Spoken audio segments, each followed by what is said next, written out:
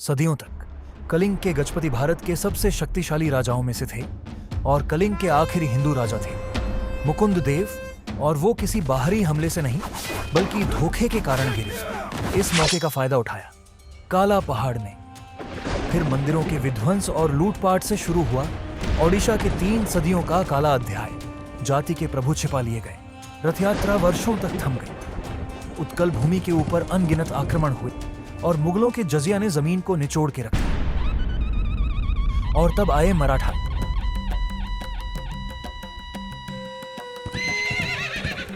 जिन्होंने मंदिर तो बनवाए मगर उनके कठोर टैक्स नीतियों ने ओडिशा को जकड़ लिया। फिर 1803 के युद्ध के बाद ओडिशा पर अंग्रेजों का कब्जा हो गया और इसी के साथ शुरू हुआ सबसे बुरा दौर। झूठा आश्वासन दिखा के उन्होंने ओडिशा की राजनीति पर कब्जा कर लिया। क्रूर टैक्स नियम लगाए और जो सूर्यास्त तक टैक्स न चुका सका उनके पूर्वजों की जमीन बंगाल में नीलाम कर दी गई। और इन अत्याचारों ने जन्म दिया पाइक विद्रोह को। पहली बार अंग्रेजों का राज डगमगाने लगा, मगर आधुनिक हथियारों के दम पर उन्होंने इस विद्रोह को क्रूरता से कुचल दिया और ब्रिटिशों ने ओडिशा को 3 हिस्सों में बांट दिया। 3 अलग प्रांत, 3 अलग राजधानी, 3 अलग पिंजरे। ब्रिटिश इसे एडमिनिस्ट्रेटिव कन्वीनियंस कहते थे।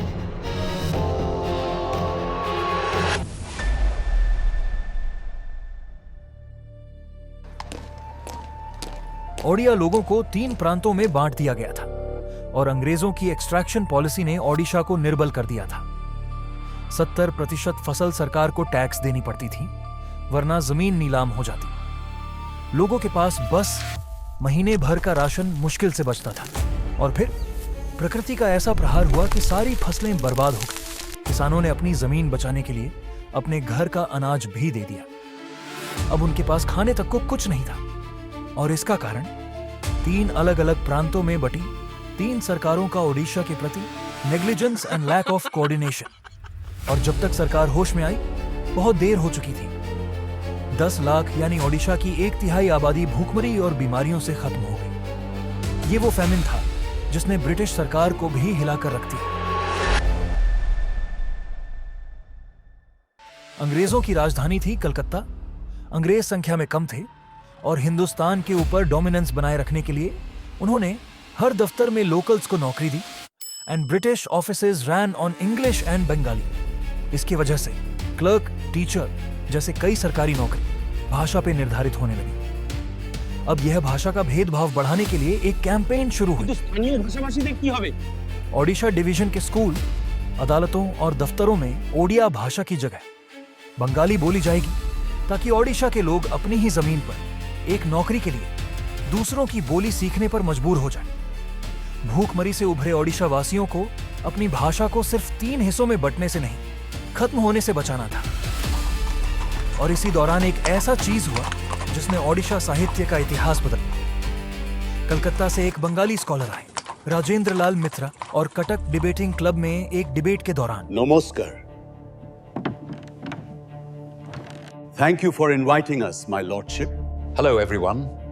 We're here to discuss about the development of Orissa.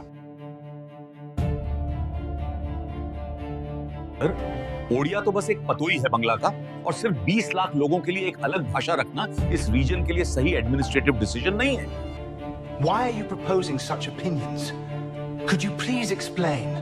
Sir, Bengali में प्रत्येक महीने 300 से ज्यादा किताबें छपती हैं। ओडिया साहित्य में कितनी छपती हैं? बस 3 से 4 किताबें। उत्कल के विकास के लिए बेहतर यही होगा अगर यहाँ के लोग बंगाली साहित्य और भाषा को अपना लें। जब तक ओडिया भाषा का प्रचार रहेगा, हम सही मायनों में उत्कल का विकास नहीं कर पाएंगे।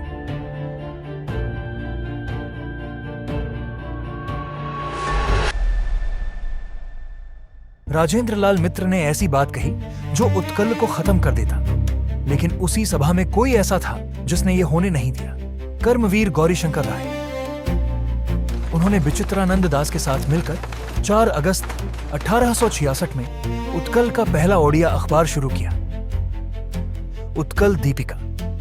ये अखबार बनी उत्कल की आवाज, आज तक अनदेखी रहने वाली आवाज अब हर घर में पहुंचने लगी। यहां तक कि अंग्रेजी अधिकारी तक भी दुर्भिक्ष की तबाही, जो अंग्रेजी प्रशासन की फेलियर थी, अब खबर बनके छपने लगी। बेहतर रोड्स, रेलवे, सिंचाई, सबकी मांग उठने लगी।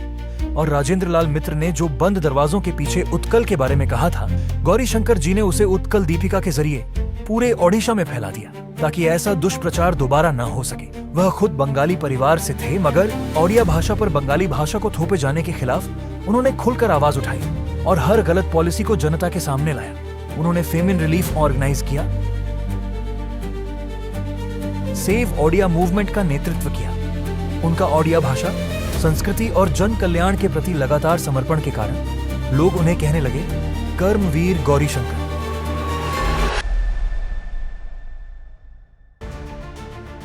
बालेश्वर जिला स्कूल की बात है। कांति चंद्र भट्टाचार्य एक बंगाली शिक्षक जो ऐसी प्रचार कर रहे थे जो ओडिया भाषा को खत्म कर सकता था। ये बात वो हर अध्यापक और बच्चे को बता रहे थे। उड़िया एक स्वतंत्र भाषा नय, एटी तो बस बंगाली की एक बाली है। उड़िया एक स्वाधीन भाषा नय, एटी तो केवल बांग्लार एक उपभाषा। परंतु एक छात्र उसी पुस्तिका को उठाकर शांति निकेतन की तरफ बढ़ा, क्योंकि वो जानता था वहां कोई ऐसा है जो ये कभी होने नहीं देगा। हे परीक्षा नारानाथ, थाम्पुरा सुखवा फाखाल बात। सर, कांतिचंद्र भट्टाचार्य दुष्प्रचार करुछंती जे ओडिया एक स्वतंत्र भाषा नुहे। से पुस्तिका मते मिली। आम भाषा रे महाकाव्य, उपन्यास आउ अनेक पुस्ति अछि। आउ जेउ भाषा ए सब करि पारे ताहा गोटे स्वतंत्र भाषा, कहार उपभाषा नुहे। उत्कल पर चारों तरफ से दबाव पड़ रहा था। बंगाली भाषा का प्रचार, हमारे लिखे वर्ण लुप्त हो रहे थे, स्कूल में बंगाली पढ़ाई जा रही थी और सबसे बड़ी दुविधा, ओडिया भाषा में किताबें ही नहीं थीं। और तब फकीर मोहन सेनापति ने एक ऐतिहासिक फैसला लिया। उन्होंने राधानाथ राय और ब्रिटिश कलेक्टर जॉन बीम्स के साथ मिलकर बालेश्वर में कटक के बाहर ओडिशा की पहली प्रिंटिंग प्रेस खोली, जिसका मात्र एक ही लक्ष्य था, ओडिया भाषा का प्रचार करना और हमारे साहित्य को घर घर तक पहुंचाना। बालेश्वर संवाद वाहिका जैसे कई अखबार बने और सबसे महत्वपूर्ण कदम लिया फकीर मोहन, राधानाथ राय, गंगाधर मेहर और मधुसूदन राव ने मिलकर। वो था ओडिया साहित्य को स्कूल तक पहुंचाना, ताकि बच्चे अपनी मातृभाषा में पढ़ लिख सकें और ओडिया भाषा को मिटाना मुश्किल हो जाए। पर ओडिया भाषा की ये लड़ाई यहां खत्म नहीं हुई। अभी सरकार की सोच बदलना बाकी था। इसलिए सन 1874 में गौरीशंकर राय ने ब्रिटिश अधिकारी जॉन बीम्स के सामने पेश किया हमारे 1000 साल पुराने पोथी। इस सफर का सबसे गौरवशाली समय तब था जब फकीर मोहन सेनापति ने ऐलान किया, जे कौनसी जाति निज मातृभाषा को अवहेला करे तार पतन ओ अवक्षय अनिवार्य। मातृभाषा छाड़ी कौनसी जाति केबे उन्नति करे। मु जाने अनेक ओडिया भाषा को एक भ्रष्ट उपभाषा बोली चित्रण करने को चेष्टा करुछन। सेमाने जेते चेष्टा कले भी सफल हेबे नाही। मु समस्त को अनुरोध करछि जे भाषा पढ़ी और लेखी ही जने निज भाषार सठिक सेवा करि परिबो। जननी उत्कल भाषा, मो हृदय रे तुमे बास, वंदे उत्कल जननी। एक तरफ बंगाल प्रोविंस में बंगाली बोलने की जबरदस्ती थी और मद्रास प्रेसिडेंसी में तेलुगु, और इसका सबसे बुरा नजारा दिख रहा था गंजाम में। ఇక్కడ ఏదైనా కావాలంటే తెలుగులో మాట్లాడండి। अपनी ही जमीन पर ओडिया लोगों को दफ्तर, स्कूलों और अदालतों में तेलुगु बोलनी पड़ती थी। ओडिया लोग अपना धैर्य खो रहे थे। 1872 में गंजाम के नेताओं और क्रांतिकारियों ने बनाई गंजाम उत्कल हितवादी सभा, पहला ऐसा संगठन जो गंजाम में ओडिया भाषा की रक्षा के लिए खड़ा हुआ। और इस एक कदम से अब दक्षिणी ओडिशा भी इस आंदोलन में शामिल हो गया। और दूसरी तरफ बंगाल लेजिस्लेटिव काउंसिल में पहली बार इस आवाज को मिली एक पहचान। राजा वैकुंठनाथ दे जो थे ओडिशा के पहले बीएलसी मेंबर, राजा श्यामानंद दे और विचित्रानंद दास के साथ एक फॉर्मल मेमोरेंडम पेश की, और उसमें एक ही मांग थी, ओडिशा के सभी ओडिया भाषी इलाकों को मिलाने जरूरी है। हम एक प्रांत हैं और हमारी एक ही पहचान है। ये थी उत्कल की पहली फॉर्मल राजनीतिक मांग, और इस कानूनी विद्रोह का नतीजा दिखा गंजाम में। 1890 में गंजाम में ओडिया भाषा सरकारी कामकाज में वापस आ गई। 20 साल की लड़ाई के बाद ये ओडिया भाषा की पहली जीत थी। लेकिन जब एक तरफ कुछ ठीक हो रहा था, वहीं दूसरी तरफ कुछ और टूट रहा था। संबलपुर, जो कि सेंट्रल प्रोविंस के अंडर था, वहां हिंदी बोलने वाले ऑफिसर काम करने के लिए मना कर रहे थे। I don't want to be posted there. तो सरकार ने एक उपाय निकाला जो उनके लिए तो फायदेमंद था, लेकिन हमारे भाषा के लिए एक बड़ी हार। साल 1895 में संबलपुर में हिंदी को ऑफिशियल भाषा घोषित कर दी गई।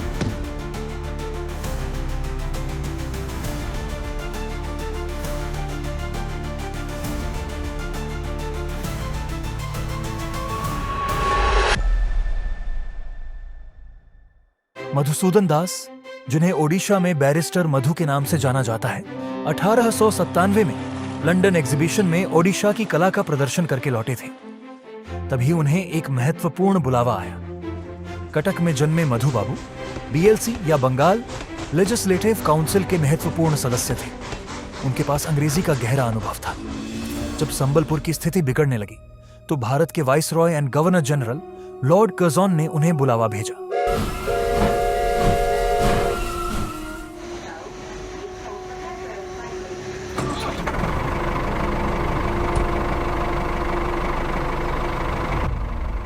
मधु बाबू शिमला पहुंचे और उनसे मिले। Das, what is happening in Sambor? It's deeply disturbing. My lord, the Odia people are being divided into 3 provinces and none of them are ours. We do not belong to Bengal, Madras or the central provinces. We are an Odia-speaking community and we deserve our own statehood rather than being juggled between different provinces. And this has been our stance before the BLC as well. Das, this is truly sad. Let me see what I can do. We are friends after all. And I know you will manage your people for me in this arduous times. I just need to handle the things over at Bengal. But your work will be done.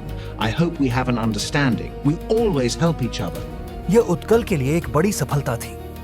राइजली circular के माध्यम से संबलपुर को Odisha division में मिला दिया गया। लेकिन यह कॉलोनियल प्रैग्मेटिज्म थी, ताकि वह हमें एक छोटी जीत देके उत्कल का सपना और बंगाल दोनों को तोड़ सके। पर हुआ इसका बिल्कुल उल्टा। अब उत्कल के राज्य बनने का सपना अटूट था और अब इस बदलाव की सोच को उड़ान मिलने वाली थी पंडित नीलमणि विद्यारत्न के कलम के सहारे। संबलपुर में क्रांति लाने के बाद अब वो बन चुके थे खल्लीकोट के राजा हरिहर मर्दराज देव के सलाहकार और उन्होंने शुरुआत की थी प्रजाबंधु अखबार की मद्रास प्रेसिडेंसी में भाषा भेदभाव के खिलाफ आवाज उठाने के लिए। लेकिन वो कुछ ऐसा करने वाले थे जो अब तक किसी ने सोचा न था। राजा साहब, अब वक्त आ गया है। मैं समझा नहीं। महाराज, यही सही समय है। हमें ओडिशा के सभी बड़े नेताओं के साथ एक बड़ी बैठक करनी होगी।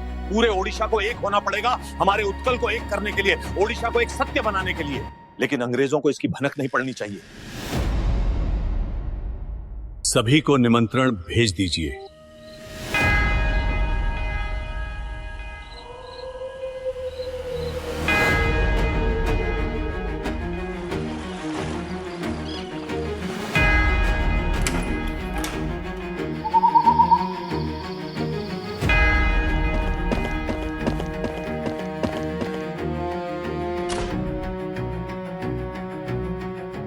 Something is not right. Keep an eye on the king.